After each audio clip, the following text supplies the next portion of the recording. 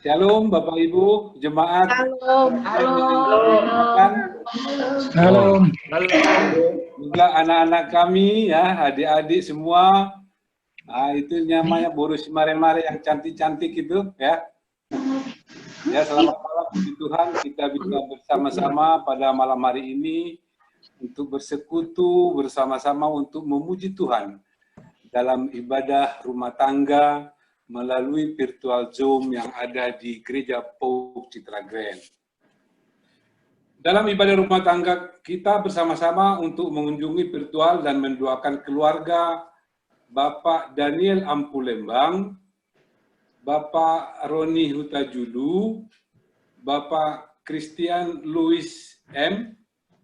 Menanti, dan Ibu Evita Sukmawati. Jadi keluarga inilah yang kita kunjungi secara virtual dalam ibadah rumah tangga kali ini. Pelayan firman yang akan membawakan pada ibadah rumah tangga kali ini adalah Bapak Penatua Arif Cahyono dengan tema Berakar, Dibangun, dan Bersyukur dari Kolose 2 ayat 6 sampai 15. Bapak Ibu jemaat yang terkasih, sebelum kita memulai ibadah kita mendengarkan dulu beberapa pengumuman dan warta jemaat sebagai berikut. Yang pertama, ibadah umum mulai tanggal 30 Agustus 2020, ibadah umum hari Minggu hanya akan diadakan satu kali, sore tidak ada, yaitu setiap Minggu pukul 8 WIB sampai dengan jam 9 WIB di gereja dan melalui Zoom. Sekali lagi, ibadah kita mulai tanggal 30 Agustus hanya dilakukan satu kali, yaitu setiap pagi pukul 8 WIB sampai dengan 9 WIB dan juga melalui virtual Zoom. Ibadah syukur HUT Gereja Pauk Citra Grand dan pengakhiran peneguhan majelis. Pada hari Minggu tanggal 30 Agustus 2020 yang akan datang, jam 8 WIB akan diadakan ibadah syukur HUT Hari Ulang Tahun Gereja Pauk Citra Grand yang ke-16 yang dirangkai dengan pengakhiran masa tugas majelis periode 2016-2020 dan peneguhan majelis periode 2020-2024. Jemaat dapat hadir di gereja atau mengikuti secara online melalui media Zoom. Yang ketiga, Zoominar Ekonomi. Dalam rangka mendukung kegiatan ekonomi jemaat selama masa pandemi COVID-19, Komisi PW dan Pemuda mengundang seluruh 28 Agustus 2020 besok jam 19 WIB sampai selesai. Temanya adalah pembangunan ekosistem ekonomi sosial jemaat. Moderator adalah pendeta jemaat kita, pendeta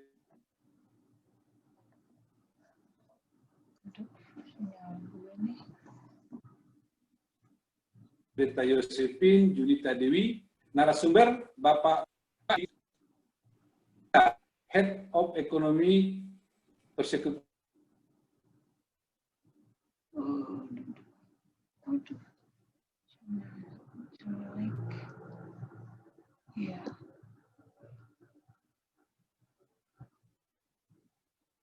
Jemaat. Jadi nanti kita akan kirimkan di formulir WA Jemaat untuk bisa oleh Bapak Ibu sekalian untuk mengikuti Zoominar dimaksud. Yang keempat, ibadah rumah tangga minggu depan kita akan mengunjungi secara virtual dan mendoakan keluarga Bapak Mulia C. Simbolon, Opa Samu, Bapak EP Sariwating, dan Bapak Penatua Otto Napitupulu. Pelayan firman Tuhan akan dibawakan oleh Pendeta Yosefin Junita Dewi SSI dengan tema iri kepada orang lain dari Mazmur 97. Demikian warta jemaat kita. Sekarang kita mulai kata sambutan dari keluarga yang mewakili 4 orang tadi. Kami undang dengan hormat keluarga Bapak Daniel Ampulembang untuk memberikan sambutan dari keluarga yang kita kunjungi secara virtual malam ini. Kami persilakan Bapak Daniel Ampulembang. Selamat malam semua jemaat Bukit Raden. Selamat malam. Salam sejahtera, salam sehat. Terima kasih kepada liturgos pada ibadah rumah tangga malam ini, Bapak Penatua Tumbur Tinambunan, yang telah memberikan kesempatan kepada saya untuk mewakili 4 keluarga yang terjadwal untuk pelayanan ibadah rumah tangga malam ini, yaitu keluarga Ibu Evita, keluarga Bapak Christian Menanti, keluarga Bapak Roni Rutajulu, dan keluarga Pak Daniel Ampulembang. Pertama-tama patut kita panjatkan syukur kepada Tuhan Yang Maha Kuasa yang memberikan kesehatan kepada kita dan memberikan waktu kepada kita untuk beribadah pada malam hari ini, walaupun hanya melalui layar kaca. Terima kasih disampaikan kepada pembawa firman pada malam hari ini, Bapak Penatua Arif Cahyono, liturgos Bapak Penatua Tumbur Tinambunan, kepada semua majelis dan keluarga yang bertugas dan ambil bagian di dalam ibadah rumah tangga pada malam hari ini. Semoga dalam ibadah rumah tangga malam hari ini kita mendapatkan siraman rohani, pencerahan firman yang akan dibawakan oleh Pak Penatua Arif Cahyono. Ya, sekali lagi terima kasih kepada semua yang hadir. Selamat malam, salam sejahtera, dan salam sehat semua. Terima kasih kepada Bapak Daniel Ampulembang yang telah memberikan sambutan mewakili keluarga yang 4 yang kita kunjungi pada malam hari ini. Bapak Ibu, mari kita mulai dengan saat teduh. Kami undang jemaat untuk semua bisa dapat berdiri.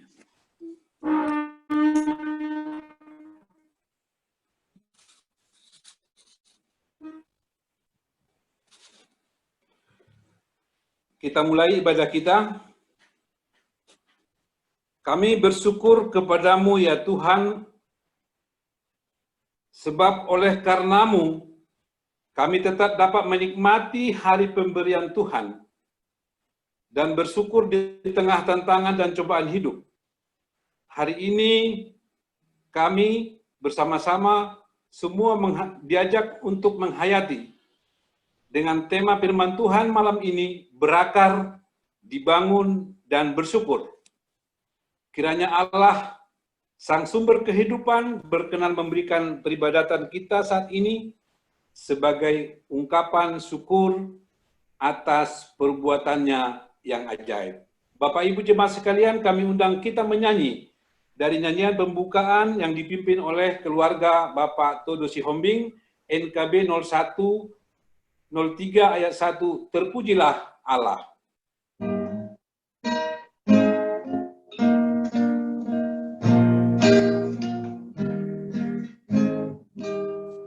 Terpujilah Allah, nikmatnya besar, begitu hatinya untuk dunia cerah.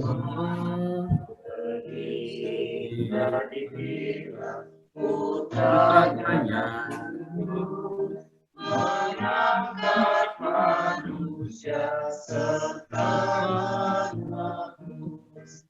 Pujilah, pujilah, Tuhan karunia, bergema, bergema,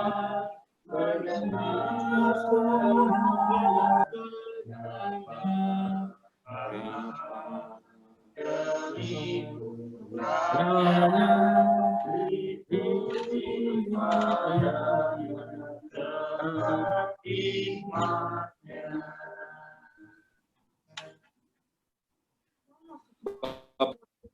Ibu berdoa. Bapak kami bersyukur Tuhan pada malam hari ini di persekutuan kami Tuhan ibadah rumah tangga jemaat-Mu Gereja Pok Citra Grand. Hadirlah Tuhan bersama-sama kami walaupun kami ini berada di rumah kami masing-masing yang kami bisa berkumpul dengan media Zoom ini ya Tuhan. Tuhan persatukan kami dalam cinta kasih-Mu ya Bapa. Penderitaan kami Tuhan di masa COVID ini, kami senantiasa berharap akan kekuatan daripada-Mu ya Tuhan, untuk kami bisa selamat dari semua gangguan yang ada ini ya Tuhan. Terima kasih Tuhan penyertaan-Mu. Sapalah juga Tuhan saudara-saudara kami yang belum bersekutu dengan kami pada malam hari ini. Mungkin mereka dalam keadaan sibuk ya Tuhan, mungkin mereka dalam keadaan bekerja ya Tuhan, dalam perjalanan ya Tuhan. Tuhan tolong mereka dimanapun mereka berada. Terpujilah nama-Mu Tuhan Yesus Kristus, dan juga Tuhan saudara kami juga yang saat ini mungkin dalam keadaan sakit, lemah, dan juga Tuhan kami serahkan ke dalam tangan pengasihan-Mu ya Tuhan. Berkatilah kami semua ya Tuhan. Hadirlah bersama kami dalam ibadah rumah tangga ini. Terpujilah nama-Mu. Dalam nama Yesus kami berdoa dan mengucap syukur. Amin. Jemaat kami persilakan duduk. Kita litani syukur membaca bersahut-sahutan, yaitu dari Mazmur 150 ayat 1 dan 6. Saya mendahului yang pertama. Haleluya, pujilah Allah dalam tempat kudus-Nya. Pujilah Dia dalam cakrawalanya yang kuat. Pujilah Dia karena segala keperkasaannya. Pujilah Dia sesuai dengan kebesarannya yang hebat. Pujilah Dia dengan tiupan sangkala. Pujilah Dia dengan gambus dan kecapi. Pujilah Dia dengan rebana dan tari-tarian. Pujilah Dia dengan permainan kecapi dan serulin. Pujilah Dia dengan ceracap yang berdenting. Pujilah Dia dengan ceracap yang berdentang. Biarlah segala yang bernafas memuji Tuhan. Haleluya. Haleluya. Kami undang kesaksian jemaat yang ada bisa menyanyikan lagu pujian.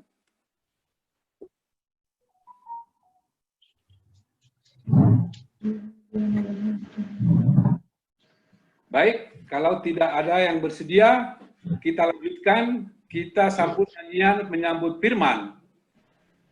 Di setiap janjiku.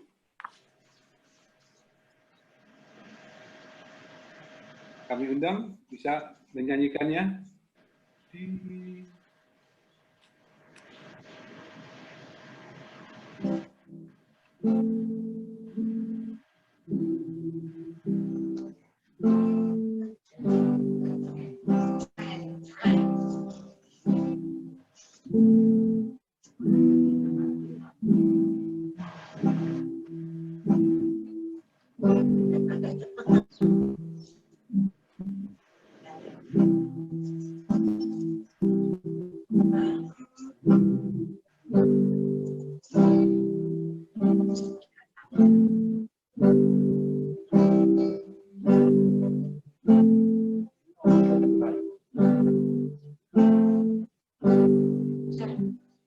Di setiap janjiku dan setiap doaku,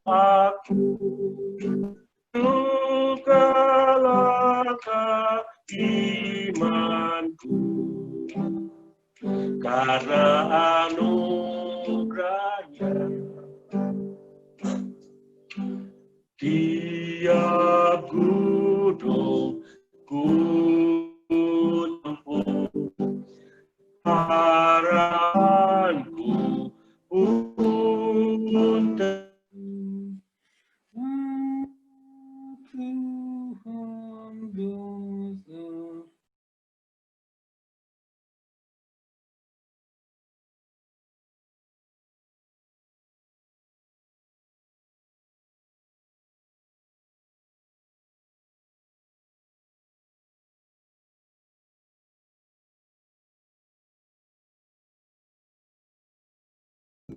Yesuslah di dalamku,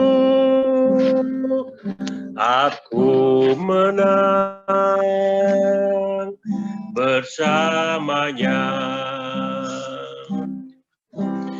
Every soul belong to reach, every heart we hope to teach, everywhere we share His peace, is only by His grace.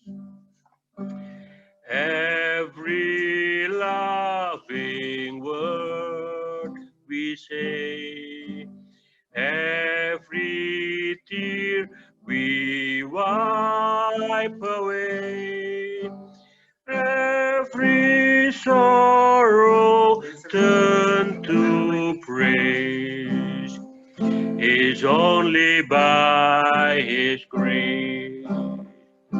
Grace alone, which God supplies, strength I know He will provide. Christ in us, our cornerstone, we will go forth in grace alone. Aku menang anugerahnya.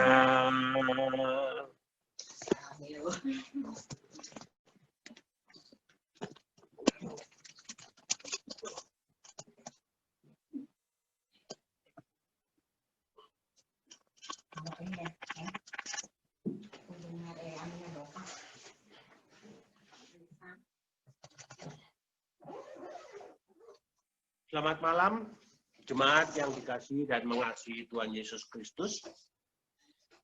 Shalom dan salam sejahtera. Suara saya kedengaran kan? Terdengar Pak Alex, terdengar.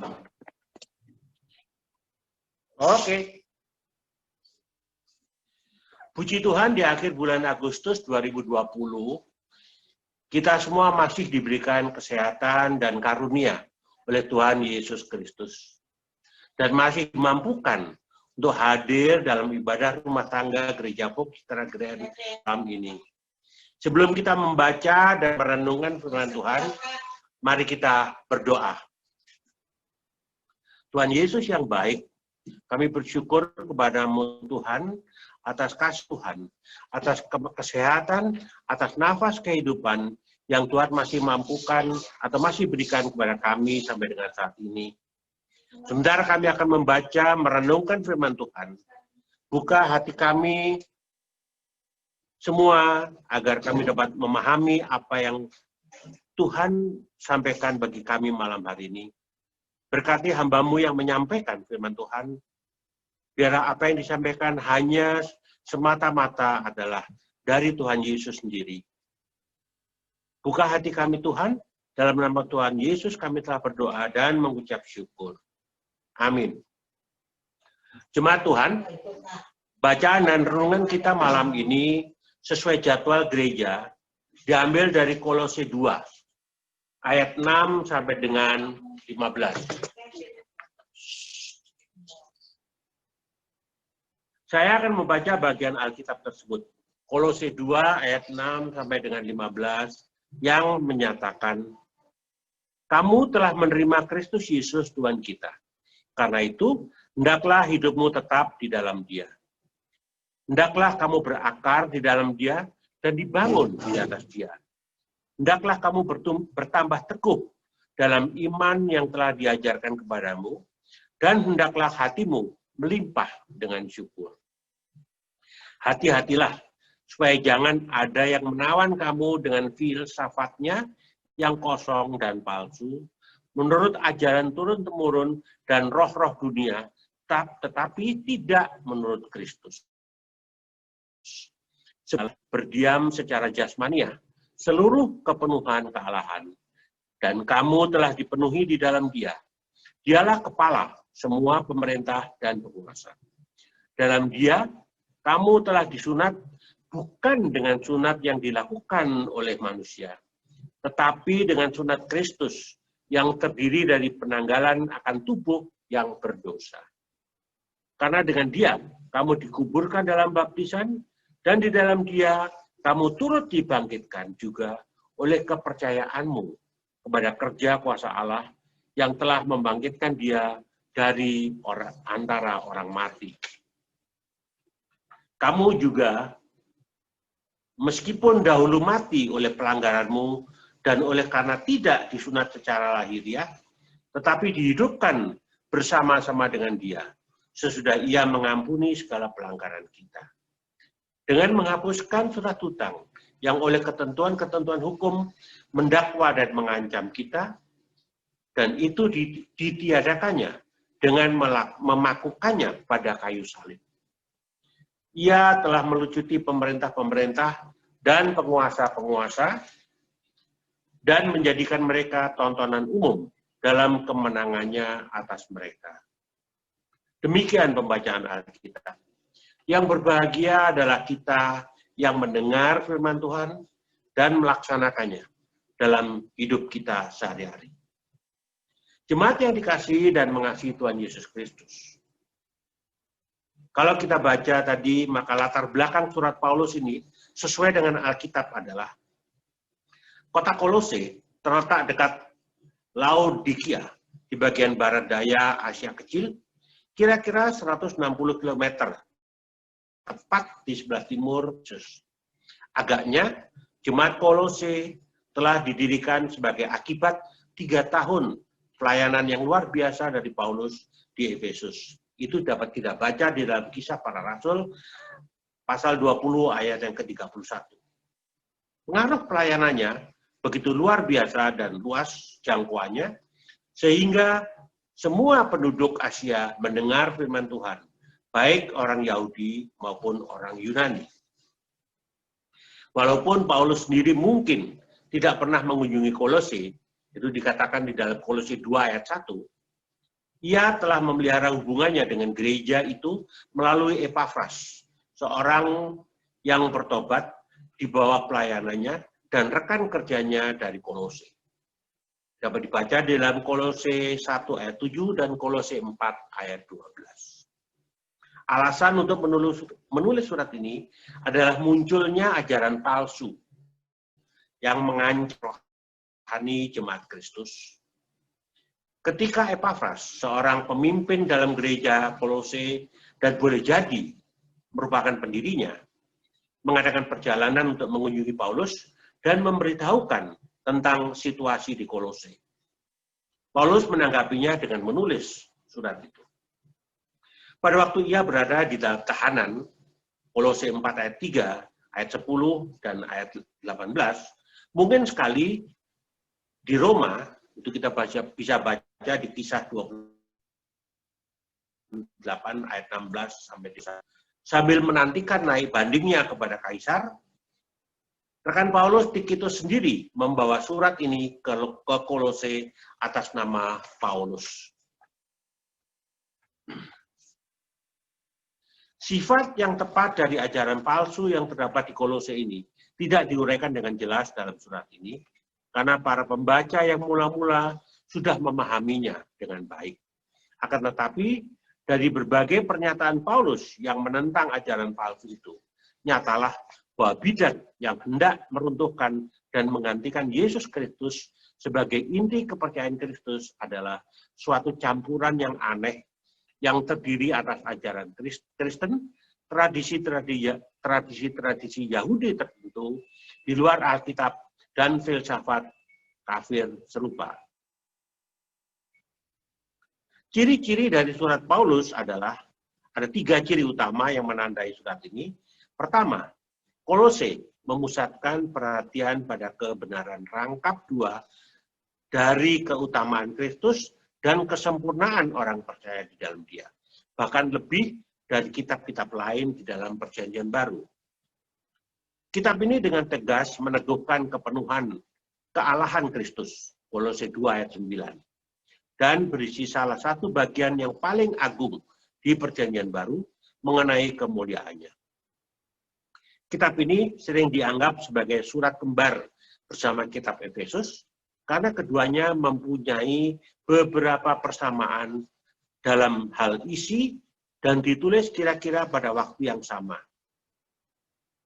Sedangkan tujuan penulisan kitab ini adalah, pertama, untuk memberantas ajaran palsu yang berbahaya di Kolose, yang sedang menggantikan keunggulan Kristus dan kedudukannya sebagai inti dalam ciptaan pernyataan penebusan dari gereja. Dan yang kedua, untuk menekankan sifat sebenarnya dari hidup baru di dalam Kristus dan tuntutannya pada orang percaya. Jemaat Tuhan yang dikasihi Tuhan Yesus, berbagai bentuk dan cara penyesatan akan selalu ada di tengah-tengah kehidupan kekristenan kita. Sehingga Paulus mengingatkan kita untuk berjaga-jaga. Sebagaimana peringatan ini disampaikan kepada jemaat yang ada di Kolose, Paulus dalam suratnya kepada jemaat di Kolose menyatakan bahwa ada beberapa bentuk penyesatan yang timbul untuk mengaburkan kebenaran firman Tuhan, yaitu dengan menambahkan pikiran-pikiran dan budaya-budaya manusia di dalam melaksanakan firman Allah, mulai dari filsafat, dasar ilmu perbintangan, tentang sunat, dan juga peraturan tentang pantangan sesuatu makanan. Jelas bahwa ini adalah cara-cara penyesatan jemaat Tuhan yang menambahkan pikiran dan budaya manusia kepada firman Tuhan.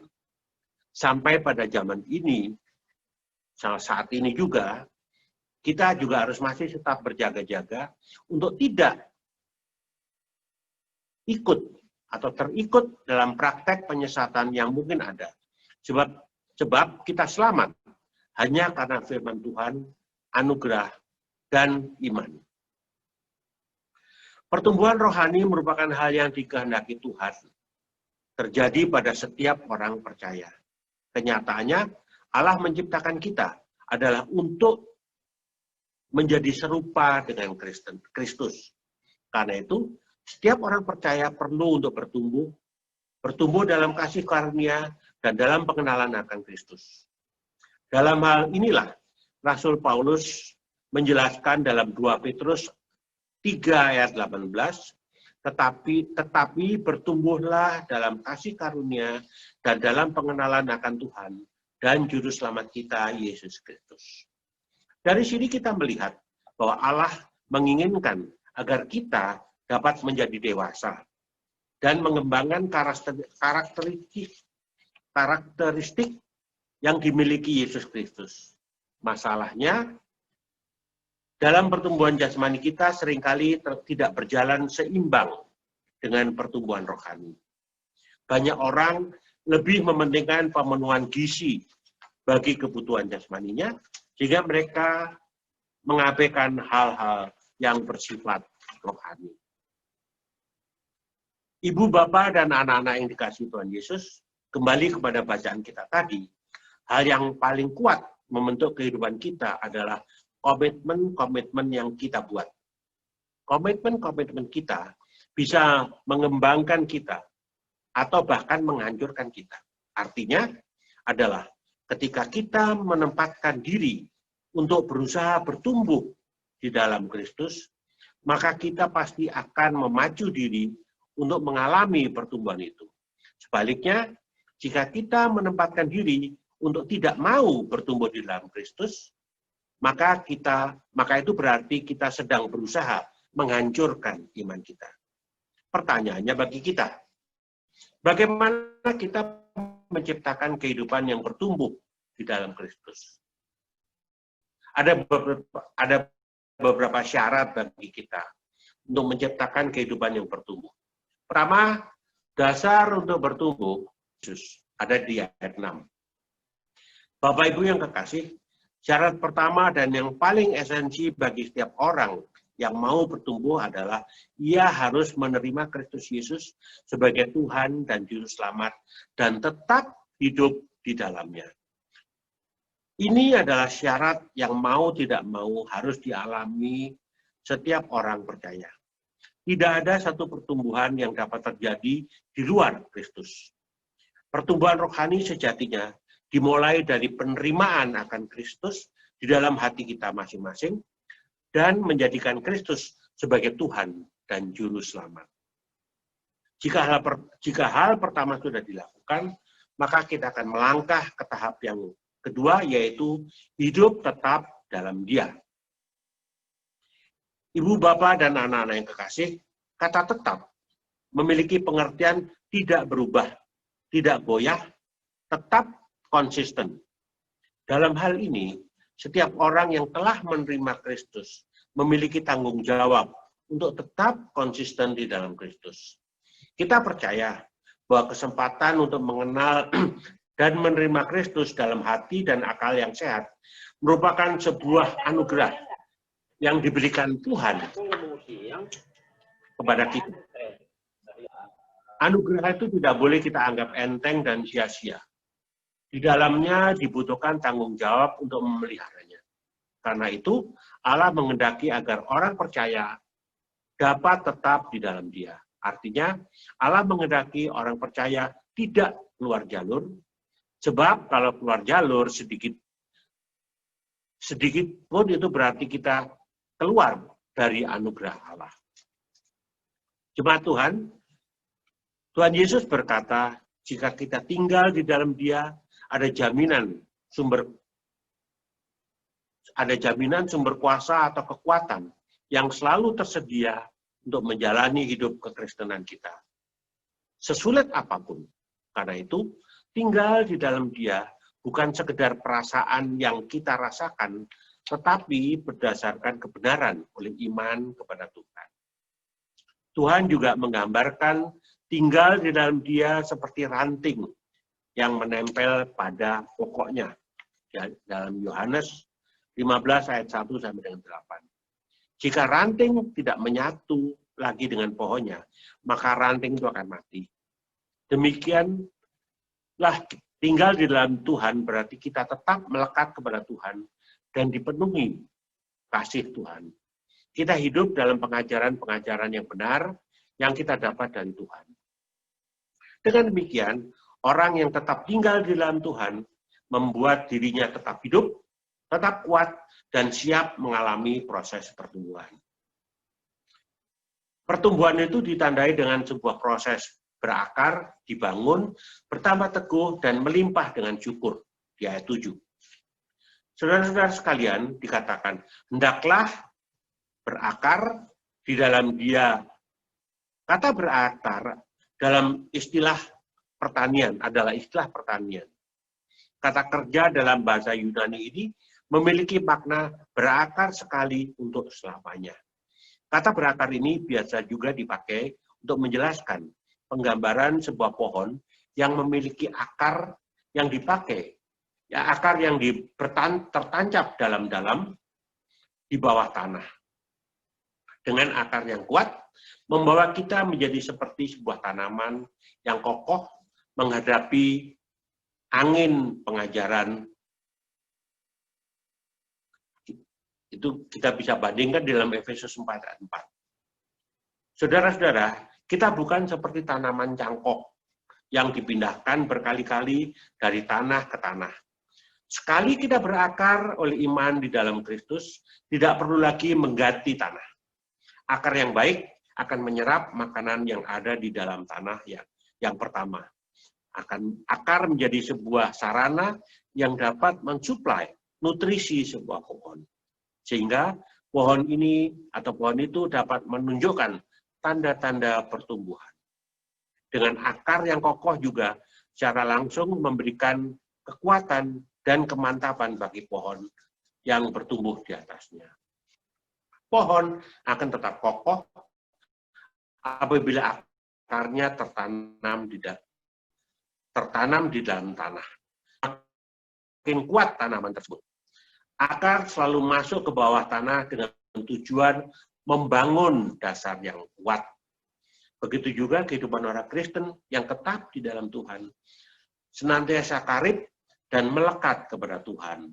Pohon ini akan tetap hidup, tetap kokoh, meski diterpa angin.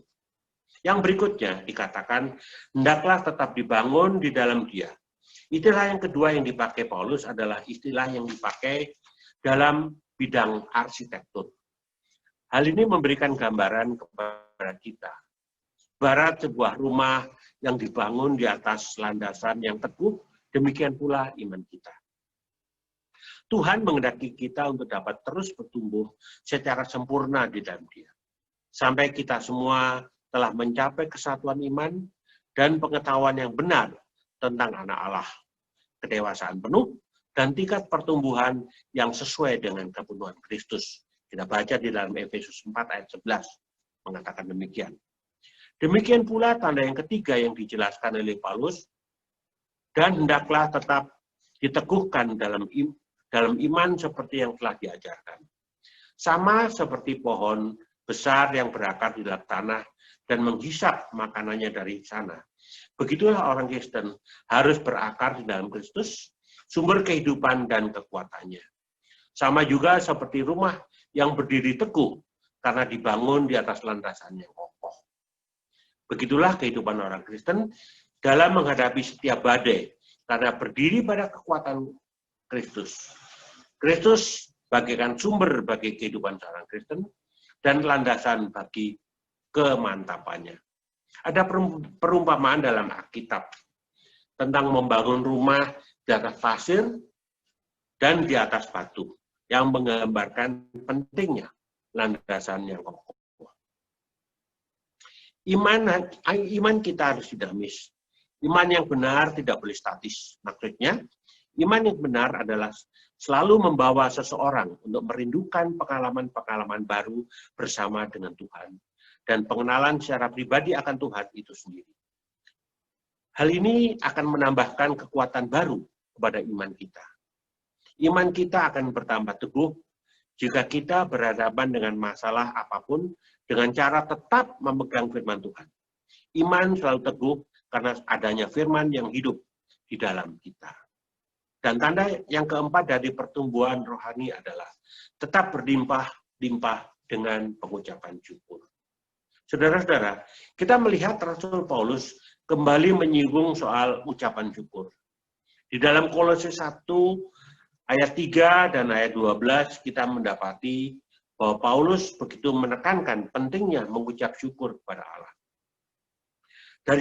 Dari sini kita mendapatkan satu pemahaman bahwa mengucap syukur merupakan ciri kehidupan kekristenan yang tetap dan khas. Ucapan syukur adalah obat yang manjur untuk stres dan depresi. Kita sering tidak menyadari efek yang luar biasa dari mengucap syukur. Mengucap syukur memiliki kuasa. Bersyukur mendatangkan pemulihan dan mujizat yang tidak pernah dialami oleh orang-orang yang senantiasa bersungut-sungut. Karena itu, salah satu kepentingan orang Kristen adalah menceritakan dalam kata-kata dan menunjukkan dalam hidupnya sikap mengucap syukur atas segala sesuatu yang telah dilakukan Allah baginya di dalam alam maupun di dalam anugerah. Mengucap syukur adalah tujuan seluruh tindakan manusia, baik yang kelihatan dalam perkataan maupun perbuatan. Hati yang melimpah. Ucapan syukur adalah tanda dari kedewasaan Kristen. Bila orang Kristen berlimpah dengan ucapan syukur, ia benar-benar membuat sebuah kemajuan. Dengan demikian, Ibu dan Bapak, serta anak-anak yang kekasih, tidak ada hal lain yang dikehendaki Allah bagi kita, selain kita mengalami pertumbuhan rohani yang baik. Bertumbuh adalah sesuatu yang dapat diamati orang lain dari kehidupan kita.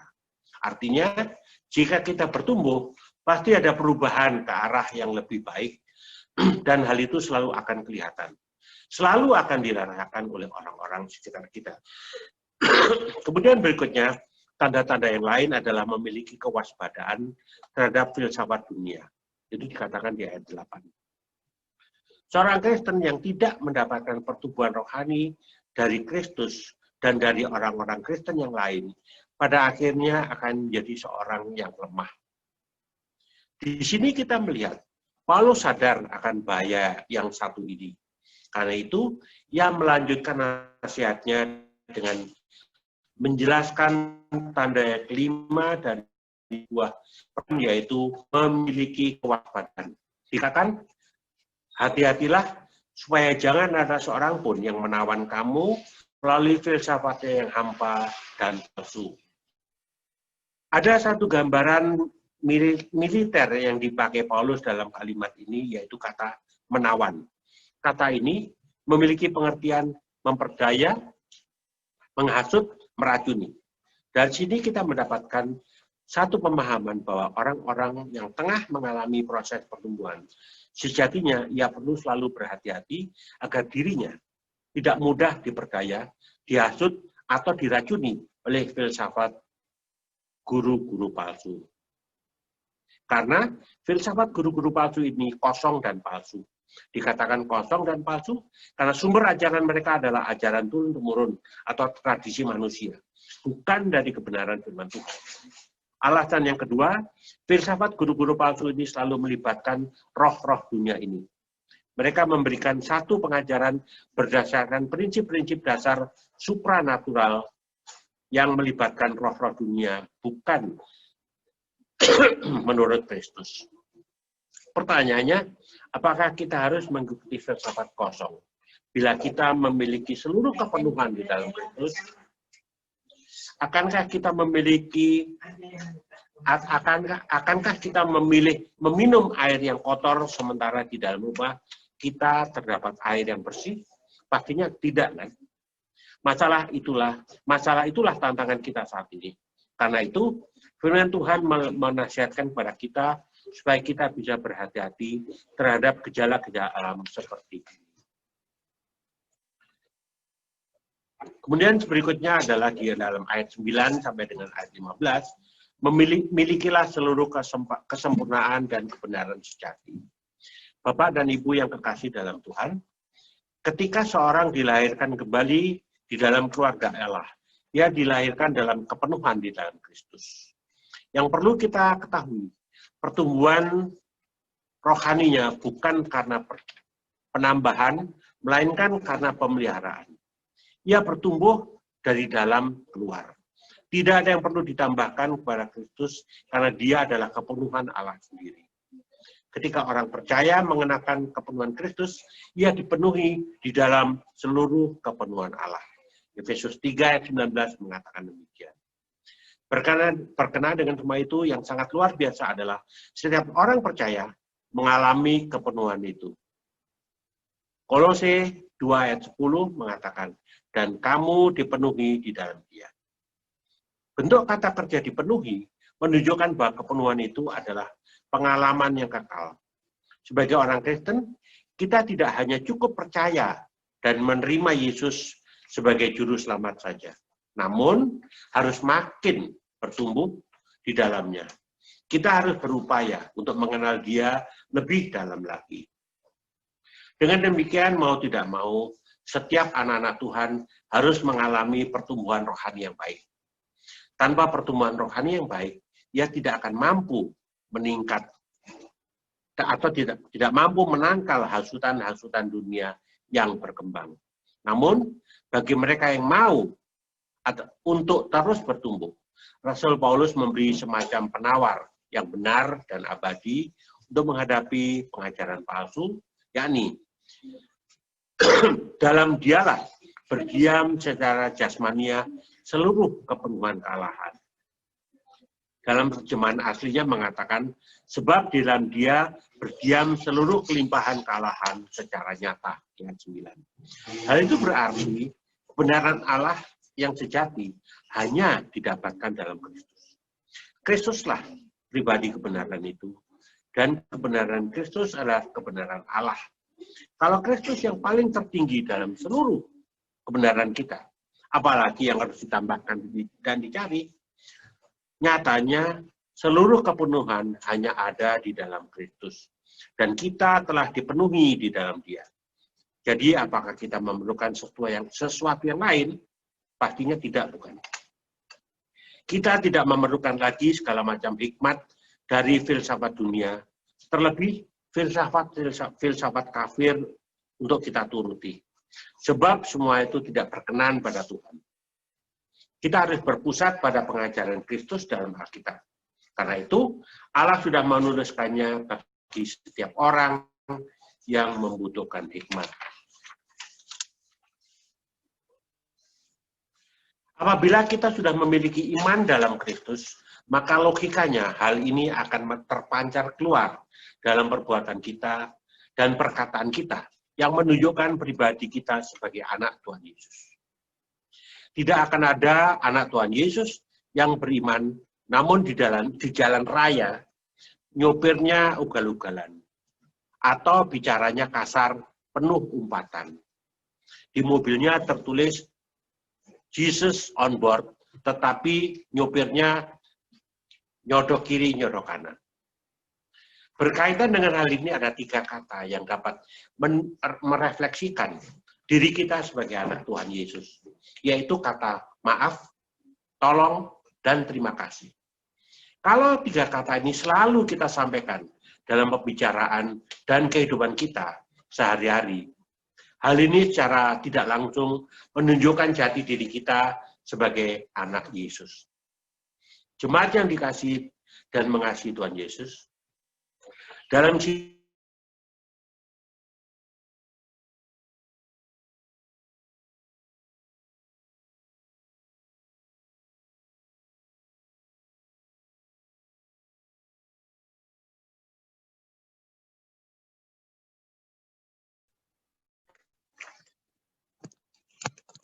maaf, putus lagi. Saya lanjutkan.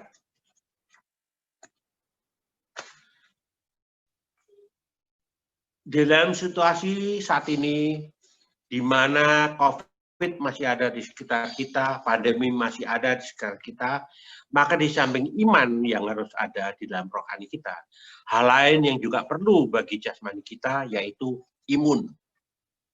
Iman dan imun harus kita pupuk, kita pelihara dengan baik dan seimbang, agar kehidupan kita tetap dapat sehat, baik dalam rohani maupun jasmani. Terkait kondisi COVID ini, beberapa waktu yang lalu, saya mendapat WhatsApp yang saya percaya jemaat juga pernah membaca dan memperolehnya. Namun, nggak ada salahnya saya ulangi, saya bacakan demikian. Dulu, iman yang sekarang, imun yang jadi fokus. Dulu, kalau orang bersin bilang, Alhamdulillah, umur panjang. Sekarang orang bersin dianggap sedang sakit dan membawa malapetaka. Dulu bersatu kita teguh, sekarang bersatu kita runtuh. Kita tetap harus jaga jarak. Dulu ada tamu, senang karena dianggap bawa berkat. Sekarang ada tamu, dianggap bawa penyakit. Dulu kalau bertemu jabat tangan, sekarang kalau ketemu angkat kaki. Dulu parfum yang kita bawa di tas, sekarang hand sanitizer yang dibawa kemana-mana. Dulu senyum yang dibagikan, sekarang masker yang dibagikan. Dulu kata negatif tidak bagus, sekarang kata positif tidak bagus. Artinya kalau dia positif berarti dia terpapar. Dulu pulang membesuk orang tua membawa kebahagiaan. Sekarang membesuk orang tua disangka membawa penderitaan. Dulu cuci tangan untuk makan, sekarang di mana-mana disuruh cuci tangan. Tetapi tidak dikasih makan. Dunia memang sudah berubah. Memang benar tidak ada yang abadi di dalam hidup ini.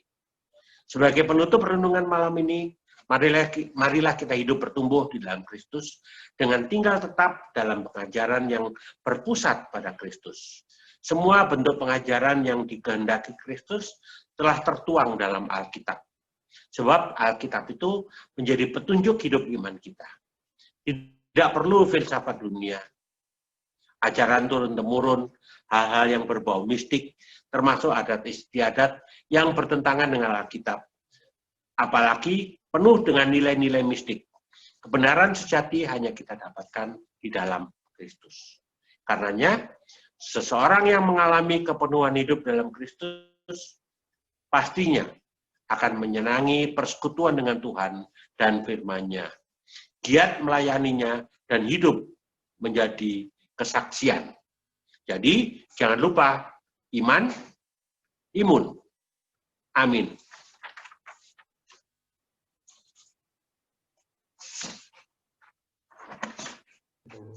Selanjutnya apa ini? Ada lagu ya?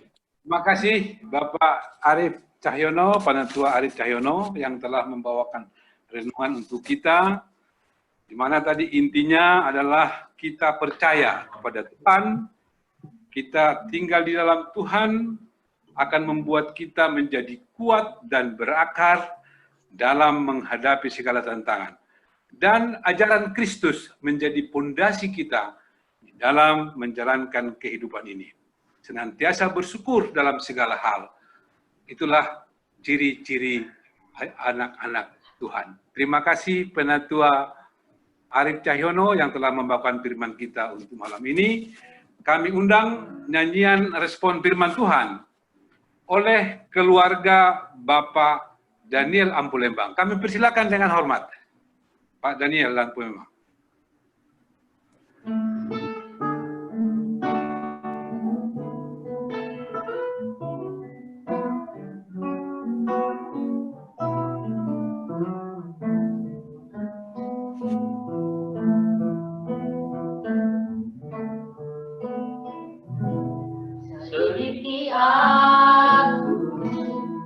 Lihat hatiku, apakah ku sungguh mengasihi Yesus, Sang Maha Tahu dan menilai hidupku, tak ada yang tersembunyi bagimu.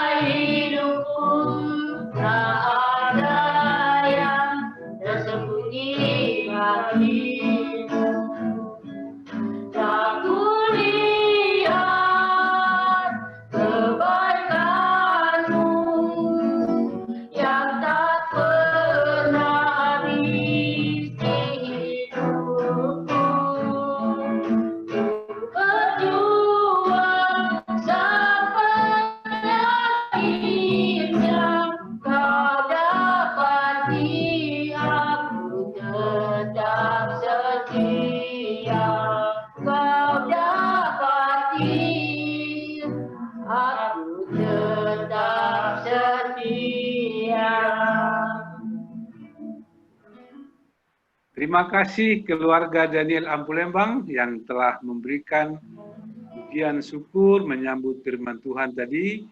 Kami kembalikan kepada Penatua Arif Cahyono untuk membawa kita dalam doa syafaat. Kami persilakan Pak Penatua. Bapak jemaat Tuhan yang dikasihi dan mengasihi Tuhan Yesus Kristus, mari kita bersatu dalam doa, kita menaikkan syafaat kita. Allah Tuhan kami Yesus Kristus, kembali malam hari ini kami berlutut di hadirat-Mu Tuhan. Kami menaikkan doa-doa syafaat kami. Pertama bagi keluarga Bapak Daniel Ampulembang, kami bersyukur kesehatan keluarga ini selalu Tuhan jaga dan selalu Tuhan pelihara. Begitu juga untuk anak Alnada dan Agreval di dalam masa belajar mereka di rumah. Tuhan memberkati kedua anak ini agar apa yang dipelajari di rumah akan tetap menjadi hal yang dapat kan, meningkatkan. Injak kacamata mama kan. Aneh. Kemudian juga Bisa dikasih sama mama nggak? Itu bajunya yang dibuang-buang. Tadi Ap. Kamu kelas 3 apa TKB? Ayo, kamu tadi Ap.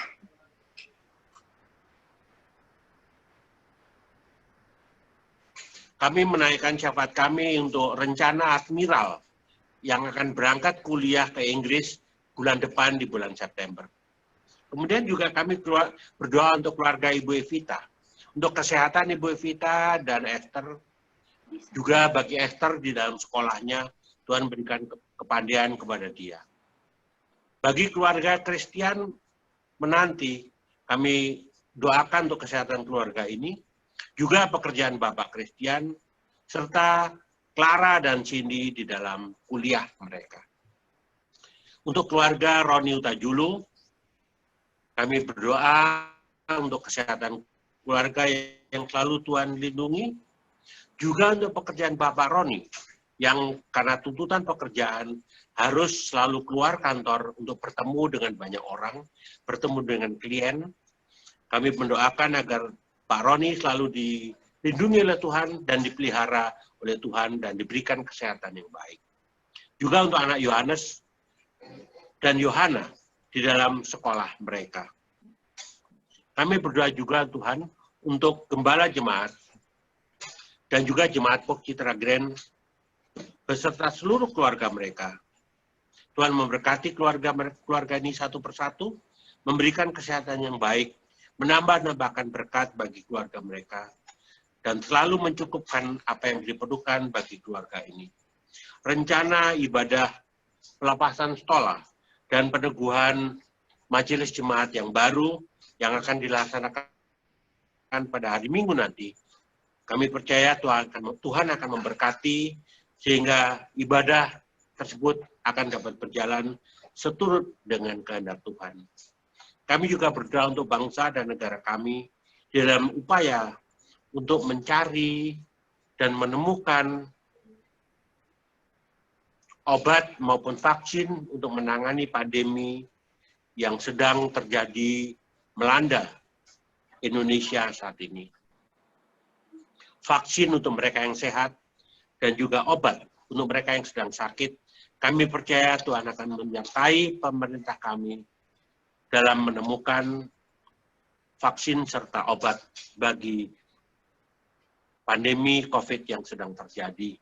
Upaya-upaya yang dilakukan, kiranya Tuhan berkati, karena kami sadar bahwa kami saat ini sedang berada dalam saat-saat yang cukup sulit, baik dalam sisi kesehatan maupun dari sisi ekonomi, di mana pemerintah Indonesia juga sedang berupaya agar ekonomi masyarakat dapat kembali pulih seperti sedia kala.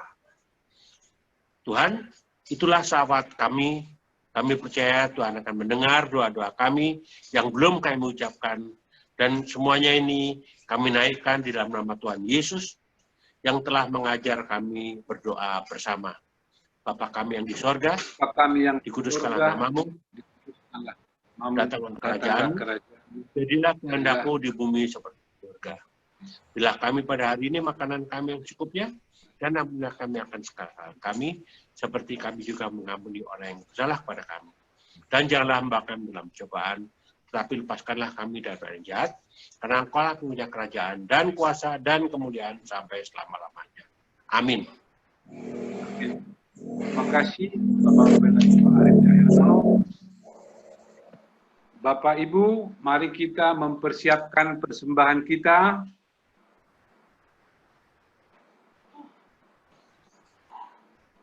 Mari kita mempersiapkan korban syukur kepada Tuhan, berlandaskan firman Tuhan yang tertulis dalam Roma 12 ayat 1, persembahan yang benar. Karena itu saudara-saudara, demi kemurahan Allah, aku menasihatkan kamu, supaya kamu mempersembahkan tubuhmu sebagai persembahan yang hidup, yang kudus, dan yang berkenan kepada Allah. Itu adalah ibadahmu yang sejati. Bapak Ibu jemaat yang terkasih, yang ingin memberikan persembahan dapat dikumpulkan dalam amplop yang nantinya bisa diserahkan kepada gereja, dan juga sangat disarankan untuk bisa melalui transfer rekening ke rekening gereja atau mengumpulkan link, menggunakan link saja atau OVO, GoPay, dan Dana. Caranya dengan memilih salah satu platform yang ada untuk pengiriman persembahan. Lalu di-scan barcode-nya dan diisi jumlah yang akan ditransfer, dan terakhir melakukan konfirmasi. Di bawah ini adalah QR code link gereja POG Citra Grand. Kita sambut persembahan ini dengan nyanyian persembahan dari keluarga Bapak Daniel Ampulembang. Kami persilakan. Give thanks.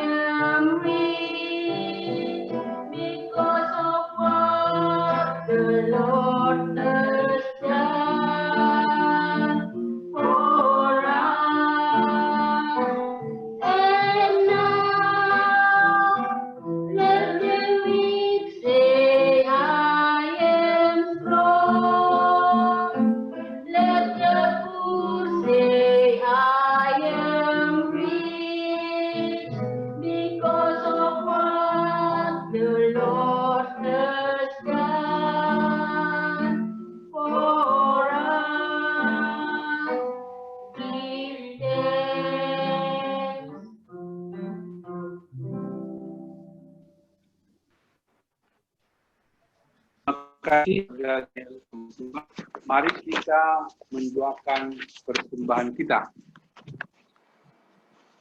Mari kita berdoa. Terima kasih ya Tuhan, Tuhan telah pimpin kami untuk mendengar firman-Mu ya Tuhan, yang dibawakan oleh Penatua Arif Cahyono. Untuk kami bisa senantiasa percaya kepadamu. Kami hidup dalam ajaran Tuhan, supaya kami kuat untuk melaksanakan kehidupan yang Tuhan anugerahkan kepada kami. Dan kami Tuhan bisa menjadi anak-anak-Mu yang tidak mudah goyah, yang kuat, yang berakar sebagai landasan firman Tuhan. Terima kasih Tuhan, kami juga telah akan memberikan persembahan kami kepada ya Tuhan. Berkatilah keluarga ini semua ya Tuhan. Dimanapun saat ini mereka berada, semua perjuangannya Tuhan, semua pekerjaannya Tuhan, berkatilah supaya berbuah yang baik, yang menjadi ucapan syukur yang harum di hadapan-Mu ya Tuhan.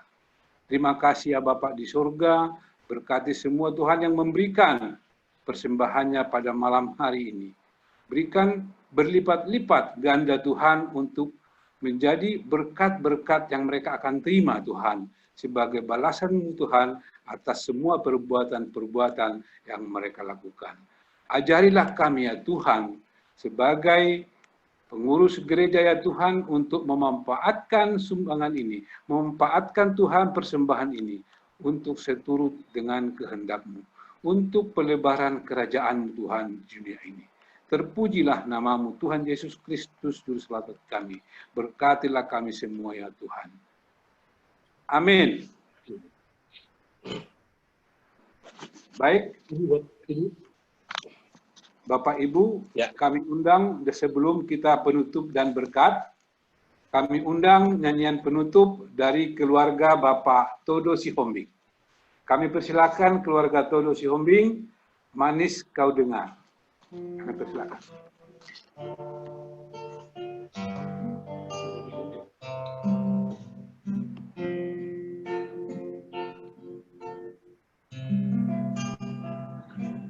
Ya Tuhanku,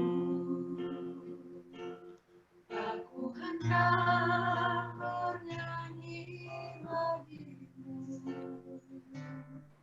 selama aku hidup. Ya aku hendak bermazmur bagimu selagi ku ada. Inilah yang ku renungkan setiap waktu. Nyanyian pujian dan pengagungan kepadamu.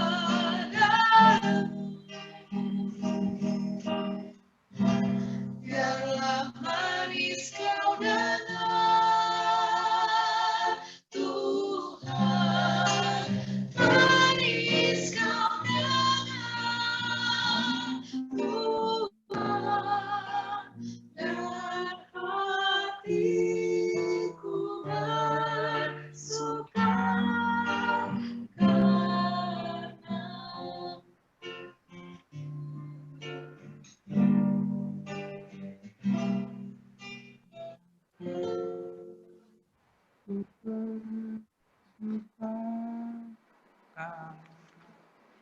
Kami persilakan Penatua Cahyono.